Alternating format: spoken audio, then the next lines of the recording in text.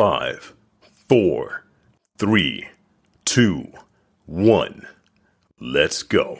Diary of a Kidney Warrior podcast in partnership with Kidney Care UK, sharing faith, knowledge, hope, and love. Hi and welcome to Diary of a Kidney Warrior podcast.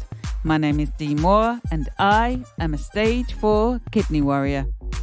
This podcast is dedicated to encourage, educate and inspire as we explore all aspects of kidney disease, chronic illnesses and health. If you have any questions or ideas for topics you would like me to cover, please get in contact with me on social media using the handle Diary of a Kidney Warrior. In today's episode, I am bringing you a kidney warrior story. Now, there's always something you can learn from someone's story, something that can bring inspiration and hope. My guest today from Birmingham, England, is business owner and kidney health advocate, Pete Klair. Pete shares his inspirational story of his sudden diagnosis of kidney disease, overcoming depression, the failure of 2 kidney transplants, being empowered to manage his dialysis treatment, and the lessons he has learned along his kidney warrior journey. Hi and welcome to Diary of a Kidney Warrior, the podcast. How are you doing today, Pete? I'm very well. Thank you very much today. And thank you very much for having me on your show. It's my honor to have you today. As everyone knows, I always love recording Kidney Warrior story interviews because, as I've said so many times before, I really believe that listening to people's lived experiences is such a powerful thing. And so thank you so much for joining me. My pleasure. So my first question is, how did your kidney warrior journey begin and how were you diagnosed? My journey actually started in 1995.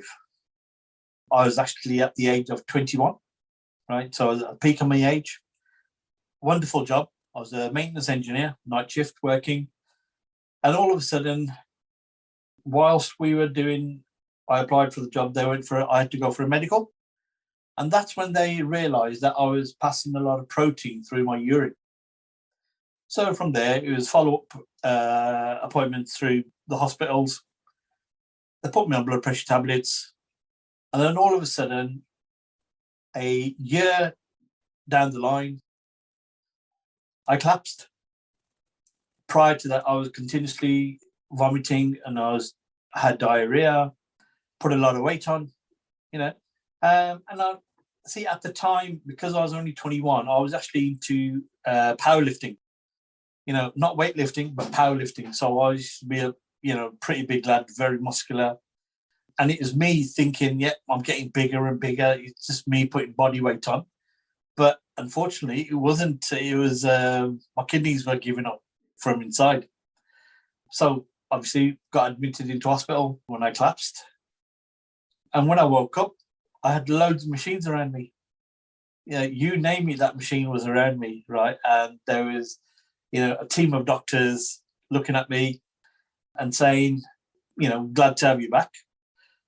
But unfortunately, your kidneys have failed. So what they, in medical terms, is what they call, I was crash lander. All of a sudden my kidneys just packed up. They're below the GFR level. That just wasn't working, and I needed dialysis ASAP. In a nutshell, That must have been quite a shock to the system to suddenly be told that your kidneys had failed. It was absolutely life-changing. With me, it was, none of my family have had it. None of my family have ever diagnosed with, high blood pressure or diabetes or renal failure. So it was all brand new to us, and it was a very scary journey. My parents, first thing when they see me, with all the machines around me, connected up with lines and this and that, they thought I was going to die. When I woke up, seeing all the doctors around me, I thought, I was a goner as well. But slowly as time passed around, they explained what had actually happened and what the next steps were going to be, going on to dialysis and then choosing and accepting what form of dialysis I was going to go for. Was it peritoneal dialysis or was it going to be hemodialysis? Being a young lad at the time, I thought, peritoneal dialysis is going to be, wonderful for me, where I can, go to work, do it at home, and it's just a bag exchange. I can do it anywhere, and the way, the doctors were explaining it, it sounded perfect, So the first journey I had, I was actually in hospital for 2 months. 2 months I was in there, trying to get myself back to normal. And in that process, they put a line, peritoneal line within my stomach. Left it for 10 days. And after 10 days, they wanted me to start training, to start doing bag exchanges. Right. We did the bag exchange. Fluid was going into my stomach, into my peritoneal wall. But then nothing would drain out. Oh, wow. So they took me back into theatre, did a catheter flip. And 2 days later, they, tried it again. But still, it was, the fluid kept going in, but nothing would drain out. So they ended up taking the catheter out. But whilst I had the catheter, whilst they were messing around, I developed an infection, which I had to stay longer for in hospital. So whilst I was still in hospital, they prepared my fistula, where I could start needling. But because I needed emergency dialysis, I had a neckline in my jugular vein. So I had two prongs sticking out my neck. And I had that in for, luckily I had that in for, was it 6? Yeah, 6 months I had that in for. Wow. But the way, the doctors explained that this is what we're going to dialyze you from. And if you lose this, we won't be able to use your fistula. And then we'll have to put a groin line in or, use another vein to put these in. So it was the cleanliness, the rate of infection. I had to get into that attitude of, using alcohol gel, sanitizing my hands every time, even if I wanted to have a little scratch, around the area, which was an open wound around the skin. I'd always, sanitize my hands first, and always got into that method of washing my hands, sanitizing my hands before I actually touched, the open wound. So it was a complete life-changing situation. And then when the opportunity came home to come home, it was a diet plan, changing my diet, what I could eat and what I can't eat. They sent you a dietitian. Dietitian came and, she sat there. Oh, you can't have this, you can't eat this, you can't have that. And I was there thinking, oh my God, what can I eat? Because everything, for what a 21-year-old lad, it was like burgers, chips, chocolates, crisps, kebabs, you name it. It was all out the window. How did you begin to get your mind around all of this? I mean, to go from one day suddenly finding out that your kidneys have failed to then going straight onto dialysis, and then the type of dialysis not working for you, and then having to switch to another form of dialysis and being in the hospital for such a long period of time. I mean, how did you get your mind around all of these lifestyle changes? And, how... It was, it was very, very difficult, right? And I actually feel for people, for patients who are actually going through this stage when the doctors turn around and say that you need some form of dialysis. Honestly, hand on heart, I went into depression for 2 years. 2 years, it was, for my life, it was absolutely a standstill. I lost a lot of weight. First time my parents, my dad drove me to the hospital. The first time I actually dialyzed for 4 hours, right? I couldn't get out of the chair. I just could not get up to get out to... I actually walked into the dialysis centre. They put me on as normal. But by the time I did 4 hours, right, I was completely shattered, right? I did not have the energy to actually get up on my own 2 feet. My father, that day, I still remember it clear. My father brought me on a wheelchair, got me on into the car. He drove me back home, knocked on the door, told my mum, come out, we need to give Pete a hand to take him inside the house. And literally, my mum and my dad, they carried me out from the car into the living room.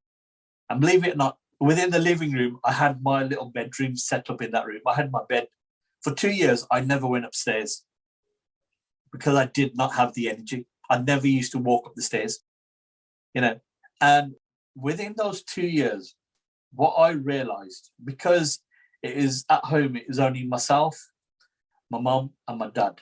I've got 2 sisters who were happily married, and they were living their life, and I wanted them to live their life. With me at home, it was me, my mum, my dad. To top it off, being an Asian family, Sikh family, the only son, it was very, very hard for my parents, And what I realised was whenever I was upset, my parents were upset as well. We'd be in that same room, but we wouldn't be talking to each other. They'd be watching the TV, or I'd be asleep, and my mum would always be, checking on me, asking me, do you need this, do you need that, And then what also I realised was if I was happy, the day I had, a good dialysis session and, I was fit and healthy and whatnot, and I was smiling, my parents were smiling. They'd be happy as well. So it affected me, but it also affected my parents as well, in a way where, I was happy, they were happy, I was sad, they were sad. There was lack of communication, and to overcome this, I had to do it for myself. I woke up one morning, and I turned around and said, you know what? I did not plan my life this way. Okay. Him up there, God, is sitting there. He's dealt me these cards. Let's face it. Let's, take it on the chin. I woke up that morning and I told my dad, I said, okay, move my stuff back into my bedroom, please. I'd like to move on now. It's time for a change.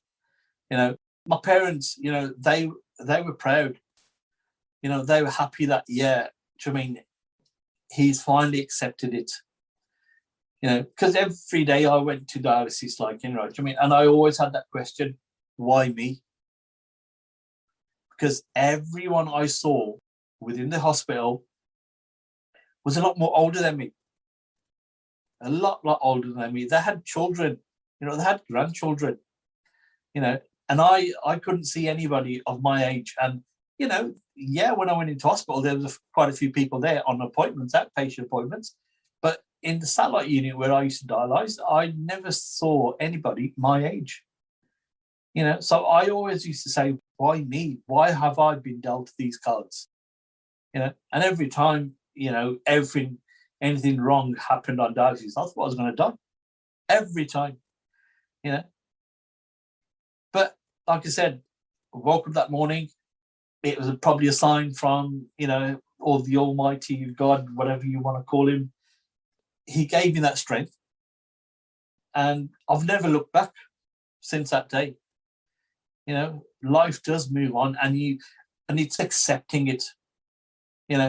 With that, with my renal doctors, I approached them and, we started speaking about why haven't we got groups where we're actually training people to accept the form of dialysis, or pre-dialysis clinics where they're actually coming in and seeing what a life would be in 6 months or a year or 2 years' time.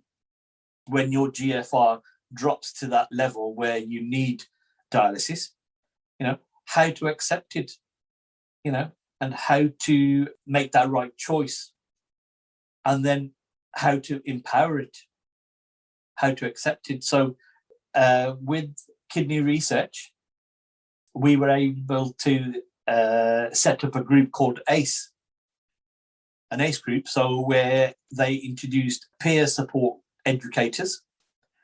The ACE group stood for acceptance, choice, empowerment. Now, the 3 words is accepting what you have, making that right choice of peritoneal dialysis or hemodialysis, and then in future, a transplant. So all those 3 options were laid on the table to show that it's not the end of the world. There is life, at the end of the tunnel. Life does continue.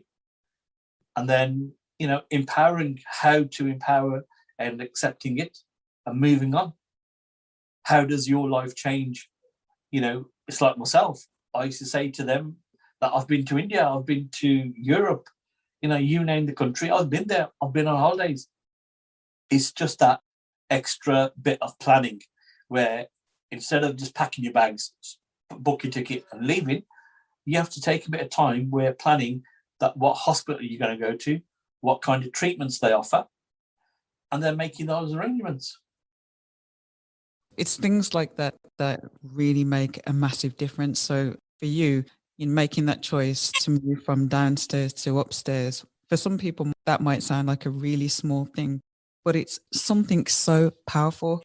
It's almost, in terms of like metaphorically speaking, you're rising up, like you're going from downstairs to upstairs. It's like you're physically going from one place to another, but emotionally you are rising up and claiming back a part of yourself as well.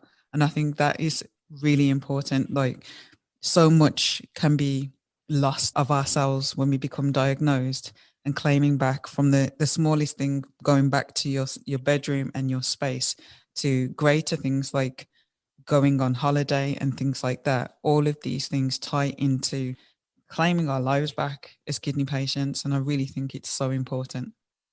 It's very, very important. It's like when you are dealing with health issues, right? I think you do just give up. You lose that motivation. And family around you, they do try to support you as much as they can, right? Because they're your loved ones, they will always be there with you. My mom, her main worry was, will I be able to get married? She always thought that, and she used to ask the doctors, right? Will he ever have children? Will you have to get married? Will you have children? And the doctors say, yeah, when the time is right, everything will fall into place. But it's for me to accept that and make that choice and moving on and having that motivation of doing something. Everybody can tell you that, Pete, do this, Pete, do this. You need to do this. You need to be strong. You need to have faith. But until you don't realize it for yourself and you want to do it for yourself, right? Nobody can make you do it. So making that choice that morning when I woke up of, taking my life back and moving back into my bedroom, it was, and it was baby steps, right? It was small steps where, slowly going up the stairs, where I can walk up the stairs now. It was one step at a time, and my parents, one of my parents used to always be behind me just in case I do lose my balance, and then it was getting that extra support, getting an extra banister put on, but what I can say, every step of the way, your hospital, your consultants, your nurses, if you keep speaking to them and talking to them and explain how you feel, right? They are absolutely wonderful. Although they don't experience the pain you're going through, but the emotions are there, right? They are there, although it's a job for them, it's personally, from my point of view, my nurses and my doctors, I see them once a month, sometimes twice a month, right? And I know everything about them, their family, their kids. And it's like another family, which I've grown into. You know, I've been on dialysis, 26 years now. So within 26 years, I've got the same consultant and the same team of nurses. And when I got married to my partner, most of the hospital people were there. You know, the people that I met on through my dialysis unit, you know, my consultants, my nurses, they were all there.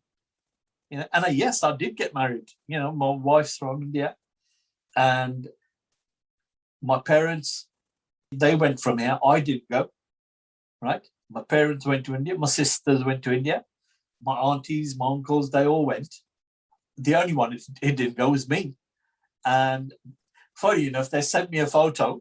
They sent me a photo of my missus, right? This is who you're going to get married to. So it was arranged marriage. Okay. Her family, her maternal aunt is here. So she approached us. And this was, I think it was about 5 to 6 years later after I was first diagnosed.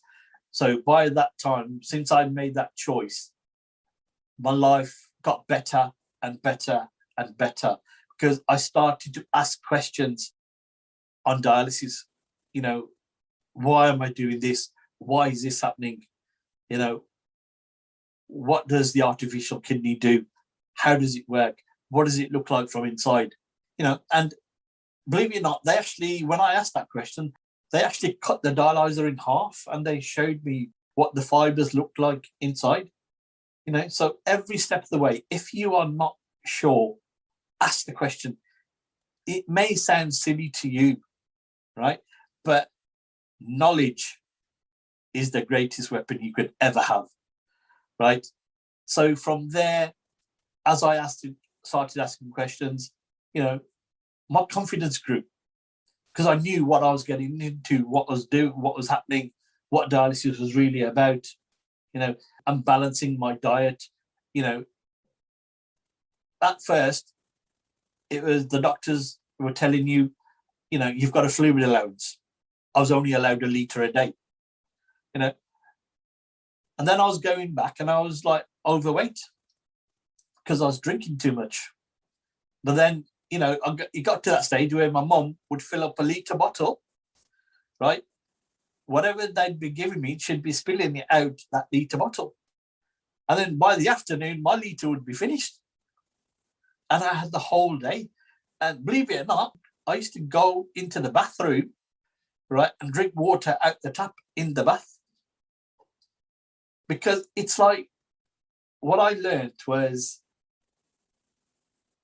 when somebody tells you not to do something, okay, the more you want to do it. Okay. The more you, seriously, it's like, the example I can give to you is like when you tell a kid not to play with matches, right? Until that kid doesn't burn himself, he ain't going to learn. He or she ain't going to learn. Do you know what I mean? Because there's always that mental block that, man, they're telling me not to do this. Why are they telling me not to do this? You know, until they keep playing with matches, they'll burn them, then they'll learn their lesson. I learned the hard way that every time I used to go in overweight, my dialysis would be a lot more painful. Ooh, okay. Right? Because the weight, they would take a lot more off. And the after effects would last me until the next dialysis session. Right? And then the days I would stick to my fluid allowance, right, I'd feel good. I'd feel great. I'd still do my 4 hours dialysis session, but the after effects were a lot more less. All right, I see. So mentally, I started to understand that, yes, it's down to me. If I drink a lot, eat a lot, it's going to affect me on dialysis. So you had to start planning ahead. So when the arrangement started for my wedding, they sent me a photo, right? All my family went to India. And I said to my parents and I said to my sisters, I said, look, this is going to affect her for the rest of her life. I don't know when I'll have a transplant and when not, but this will affect her for the rest of her life. She has to live with me and she has to face this with me. If she can accept this, she can accept me as well for who I am, but I don't want nobody to tell her not that this is not what it is. So my parents, took her to a side. My sisters, they explained everything to her, and when she came to this country, I took her to dialysis with me. We sat there. She was very nervous, right? But then I also explained to her, I said, if this is too much for me, for you to accept, you can still turn around and say no, because I don't want you to marry me, then not accepting it, and then we go through divorce in a year's time, 2 years' time, 3 years' time. I said, I want a life partner who accepts me for who I am with this medical condition, which will affect you for the rest of your life. And if you can accept it, we'll tie the knot.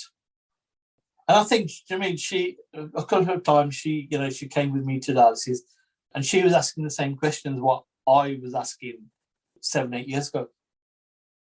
So as she got the knowledge, she started accepting it as well. We've been happily married. We've got 2 beautiful kids. I've got a daughter, I've got a son, who are aged, 17 and 16 now. That is absolutely lovely that for yourself, having kidney failure before having a family, and that question being whether you were going to be able to have children and going on to have children really does give hope to people who are in that situation. So it goes to show that kidney failure isn't just a death sentence. You really can live a full and normal life.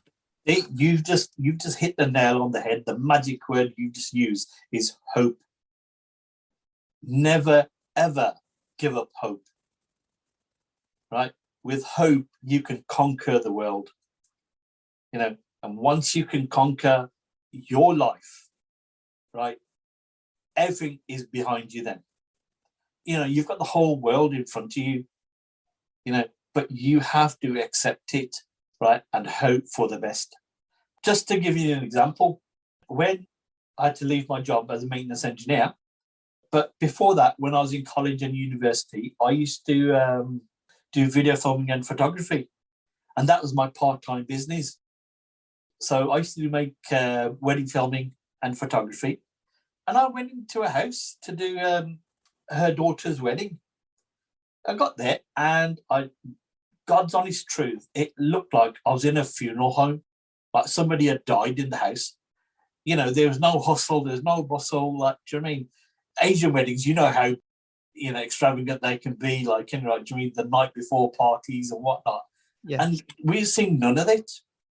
And we walked in, so we started filming, we did all our little bits, and the bride was not that happy. And we was like, me and my photographer, like, we were thinking, you know what, this bride's getting forced married. You know what I mean? She loves somebody else, but she's getting forced to get this marriage. And this is with me and Aaron talking, like, and then they brought the mum down, the bride's mother, right? And 2 of her aunties were holding her, and it clicked. So we thought, mum's not well. That's why there's the dampening on the wedding. So, by the time we'd all packed up, right, did all the filming, I sat down as a member of the family. I sat down with them, and I asked them, I said, do you mean? I said, look, you don't have to tell me, but this doesn't feel like a wedding house. Can you explain why? Right. And they said, you've seen Auntie there, haven't you? Your auntie. I said, yeah. So what's wrong with her? And they says, oh, her kidneys have failed. Oh, okay. Straight away, I clicked. I thought, you know what? I know what she's going through. And all of a sudden, all those memories, right, which the day I woke up with kidney failure were there in front of me. And I could see myself. I could picture myself. Her bed was actually downstairs in a room as well, in a separate room, away from the family. Nobody was allowed to go into that room, just a few people. So I went in. I said, do you mind if I go in? And they were in that room with the bed. There was two ladies, her sisters were sitting there, and the bride was sitting there as well. And they were all they were all tearful, right? So I sat down with the mum and I said, Auntie, how are you? What's wrong? First thing she turned around and said to me, she goes, I'm dying. I don't know how long I'm going to live. She'd given up hope.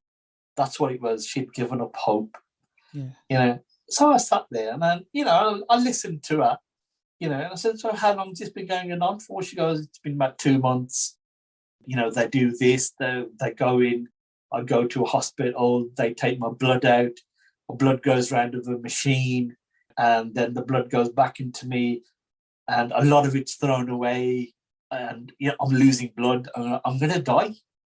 The word, I'm going to die, kept coming out. And so I said to her, Auntie, how old are you? I shouldn't be asking this, Auntie, but how old are you? And she goes, I'm old enough to be your mother as well. I said, okay. I said, look, your daughter, you've called me a son now, right? Your daughter is my sister, right? Sat down next to her, right next to her. So I was actually sitting on the sofa. So got off the sofa, sat down, pulled my arm up, right? And asked her first, I said, how do they dialyze you? Right? She goes, oh, I've got this little thing in my arm, right, where they put needles in. So then I rolled my arm up and I said, Auntie, this is what it is, isn't it? Exactly like this, isn't it? It's a fistula here where they put, where they've operated here, and then they put 2 needles here, one here and one here. And then they take the blood out and then it comes back into you. And she's looking at me like shocked.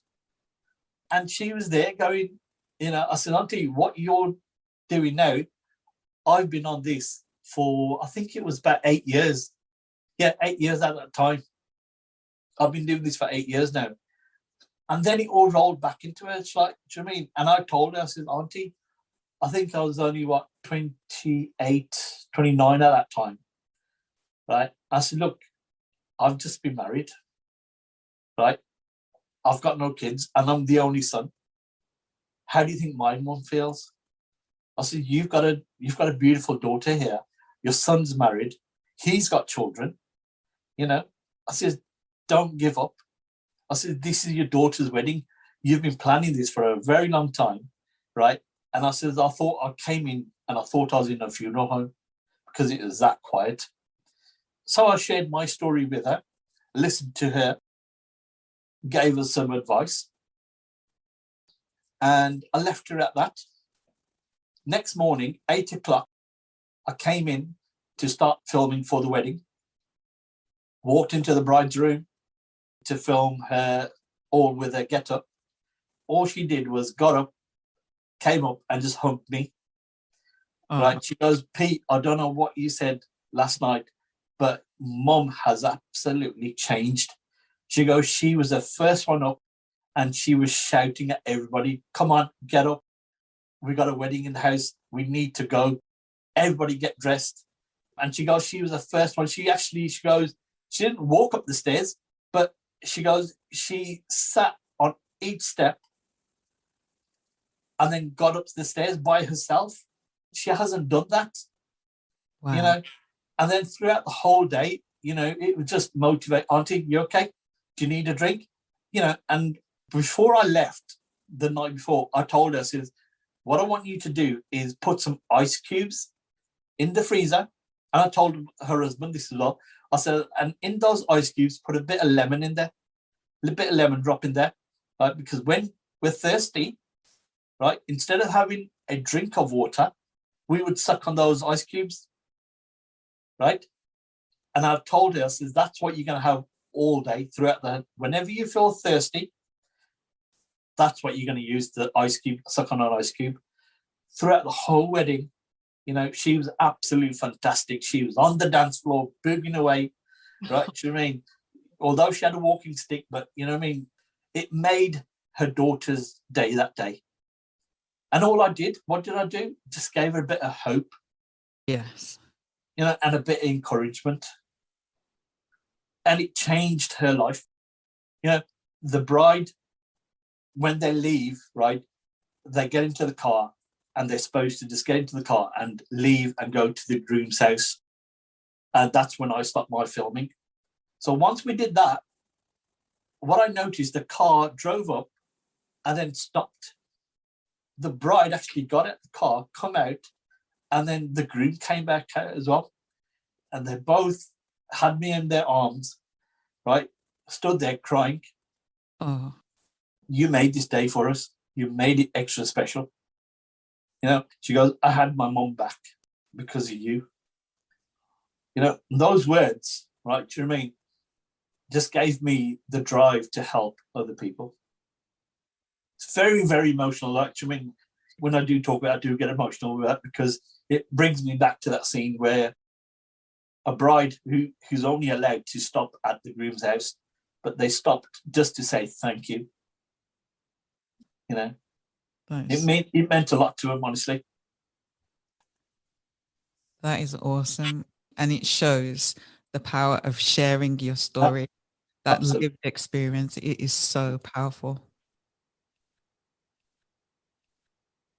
So for someone who has just been diagnosed with kidney disease, someone who is scared, doesn't know what to think, what advice do you have for them? Well, my advice to them is that it's going to be very, very scary. There's going to be a lot of medical jargon thrown at you. You won't understand. You'll never understand it. But as time goes on, right, you will ask the right questions. And those questions, right, maybe when you're at home, away from dialysis, away from hospital, write them on a book, right? Start writing things down. Because when you're in front of the doctors, you tend to forget. You will forget all the questions because you'll have 101 questions, but you won't be able to remember all of them. Start writing them down. Once you start writing them down, you'll get the answers. With the answers, it'll make you a lot more confident. You'll understand what is happening with you and why the doctors are doing this. Just ask questions, you know, and it will take a long time to accept, but you have to accept it for yourself. You accept it, right? You make that change, and you'll see it makes change for your family, for your loved ones. Life gets better again. It all gets back to normal. But, you know, I mean, to me, life is normal to me now, right? Whereas dialysis does not rule my life. I plan dialysis. Dialysis works around my life, not the other way around. That's the biggest step, because a lot of people think our lives has to fit with dialysis. No, make your life fit into dialysis. You know what I mean? And that's only with accepting it first. Yeah, and that is so powerful, what you said. That's amazing advice. Thank you. And you touched on acceptance as well. And yes, it can take some people years to accept. It Absolutely. Can take people instantly, could take some people weeks, could take some people months. It's an individual thing. And Yes, it is.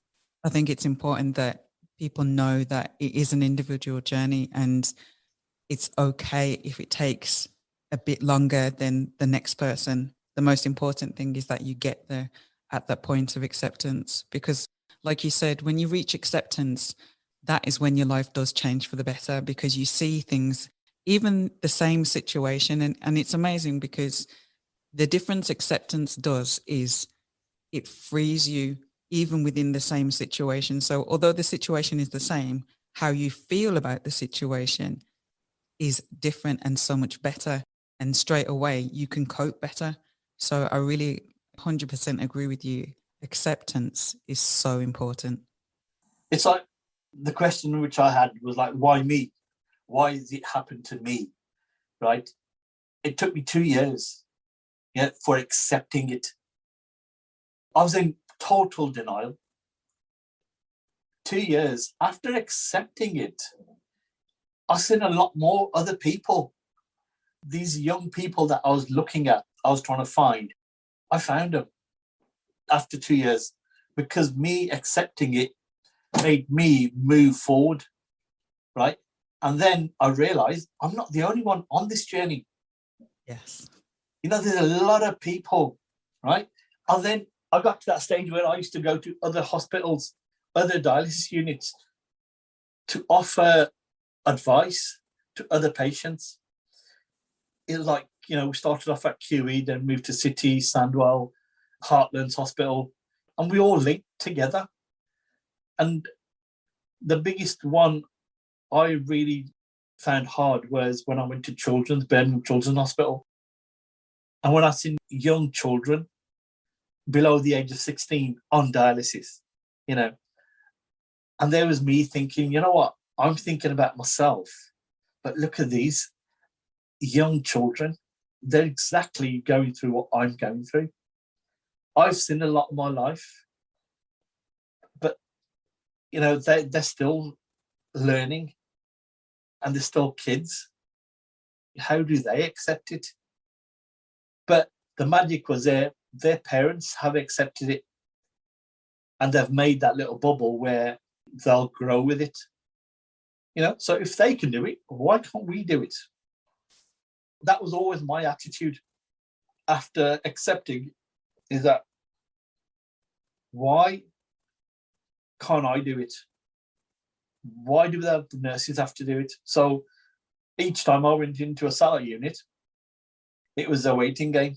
So the first step I took was, it was always the hospital transport. The ambulance used to come pick you up, take you to the dialysis unit, and then bring you back home. But it was always, you had to wait your turn. So the timing of dialysis was something like 6 to 7 hours. So it'd be a whole day. So my first step was start to drive to dialysis. So that was the first step I took. Then whilst I was at dialysis, I had to wait until my machine was ready. The nurses would have other patients to get their machines on and take them off at the same time. So it was a waiting game of waiting for my machine. So I got to the machines and I turned around and said to the nurses, okay, teach me how to set a machine up, how to line and prime my own machine. So that was the second step. So started driving, got to the dialysis centre, walked straight in, started setting my own machine up. They taught me where the stuff used to be. I used to go in, pick my own stuff up, start setting my machine up, and then wait for my dialysis nurse to put my needles in. That was my third step. How do I put my own needles in? That was a very difficult one. Do you know, you're trying to always think about not blowing my fistula, because if I blow my fistula, I'll have to have another fistula. But then gradually, they started teaching me, started guiding me how to put the needle in, what angle to go in, and what to feel once the needle has popped into your vein. So the method of me driving to lining, priming my machine, to starting needling, right, and then driving back home, it saved me a lot of time. What used to take, 7 to 8 hours started becoming 5 hours, 4.5 hours. And it was learning, accepting it, learning it, and empowering myself to move on. And then from a satellite unit, when they knew that, he's capable of doing everything, they offered me the home program dialysis, where they bought my machine at home. They bought a brand new machine, fitted it all in, they did all the plumbing, and I dialyzed at home in my own time. So I don't even have to drive there. So And more time. so, yes, honestly, as soon as I started doing home dialysis, it was a complete life changer. Because the comfort of your own bed, of your own room, it makes a big difference. I remember, satellite units, we used to fight over the TV remote. Whoever gets the TV remote has to watch what they're watching, because there was 3 patients watching one TV. Then nowadays, it's got to that stage where it's 1 chair, 1 TV. Man, believe it or not, Aston Cross Dialysis Centre, and this was the old Aston Cross Dialysis Centre. I first dialysed in QE, Queen Elizabeth Hospital. From Queen Elizabeth Hospital, they fitted me into a satellite unit, which was in Hereford. Right, so I had to wake up 5 o'clock in the morning for the taxi to come pick us up, right, to get to Hereford for 9 o'clock, right, then dialyze for 4 hours. And we were lucky if all 3 other patients who'd taken from Birmingham would get on at time. So if we all got on for 4 hours, we'd be back home for about 8 in the evening. Wow. Right? So when old Aston Cross Dialysis Centre opened up, believe it or not, I was the very first patient to walk through those doors. The very first patient. And I actually dialysed on a computer chair because the furniture did not arrive. Okay. There was only 2 patients dialysing that day, right? All the machines were set, everything was set. The only thing, the chairs, the dialysis chairs or the beds did not arrive. So I actually sat down on a computer chair and dialysed on a computer chair. And when the new satellite unit opened up, I had an invitation for them to bring us in to show us the new unit.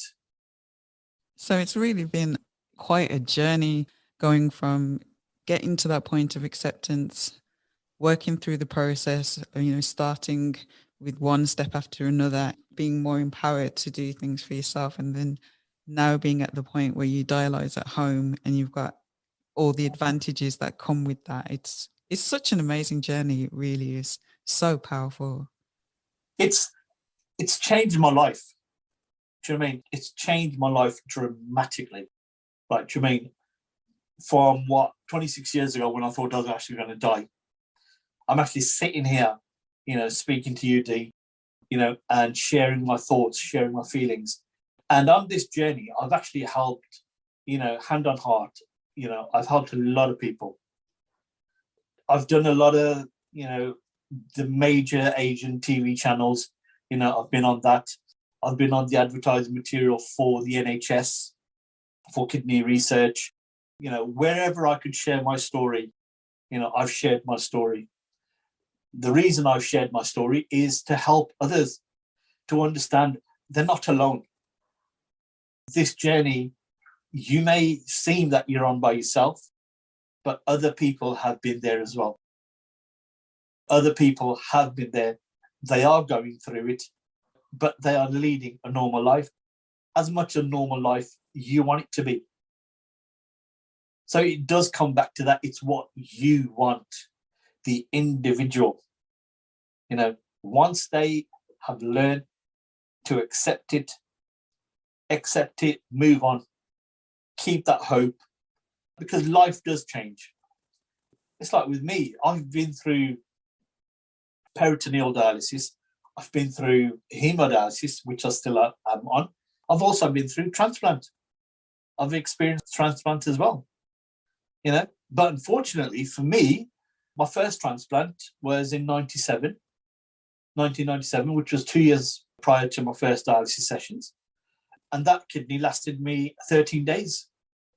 I never got out of hospital with it, and it was just me. My body just did not accept it because it was a foreign organ. Your own body starts attacking it. But my sister kidney was given to a gentleman, which I'm in contact with, and his kidney is still working. and that was 26 years ago. And my recent transplant, which I had, was in 2017, which lasted me 4 months. So I have been, I've been up and down and everywhere. And with being on dialysis, I've developed a lot of other health issues. But my attitude now is I just take it on the chin and move on. You have really had so many challenges to overcome, and to see that smile on your face, to see how much you've come through, and to have that smile on your face and that strength, and be able to share that encouragement and hope with others. That is absolutely amazing. You are absolutely awesome. This is why I always like to use the term kidney warrior, because this kidney journey is so tough. It really does take a warrior to come through it. Everyone individually is a warrior. Yeah? It's how you fight, right? And how you're going to win this battle. It's up to that warrior, individual warrior, to learn how to cope and how to accept it, and then, fight this for the rest of their lives. It is a life-changing situation, but that individual warrior, and, this podcast that you're doing, and you've named it absolutely perfect, Kidney Warriors, each person is a warrior, and they've got to fight their own battles. You, me, somebody else can't do it for them. But listening to myself and other people who have been on this journey, it will give you guys a bit of hope and a bit of empowerment that, yes, we can do it as well. If they can do it, we can do it. Yes. Yeah.